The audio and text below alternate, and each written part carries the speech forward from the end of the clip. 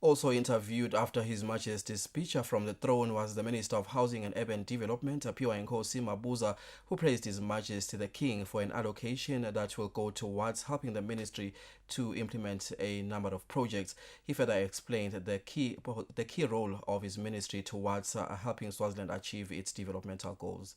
We have a report. The minister stated that they are now in the second phase of building institutional housing.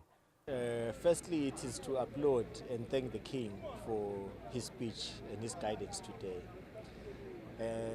To start with the previous year's speeches, which His Majesty has emphasized and given us direction in terms of construction of institutional housing.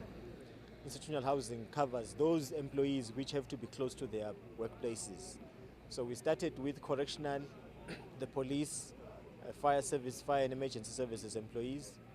We are now in the second phase of that program, where we are now constructing for the health sector, the nurses, and we'll soon be embarking on the education sector as well. So that program is well on course. In fact, some of the houses are already occupied, and from the reports that I'm hearing, the occupants are very pleased with them.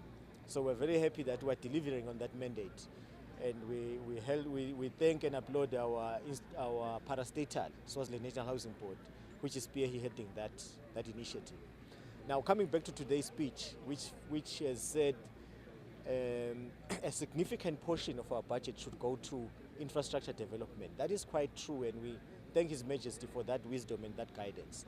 Because infrastructure in its broad form, it's not just, okay, we in the urban area usually build the roads. And as you can see in Babane, in Manzini, we're busy in Hlangano, we've been busy upgrading roads in fact, all the towns of Swaziland, except the smaller ones because of budgetary constraints.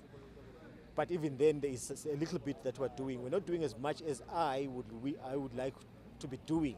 But because of budgetary constraints, we find that we can only do so much.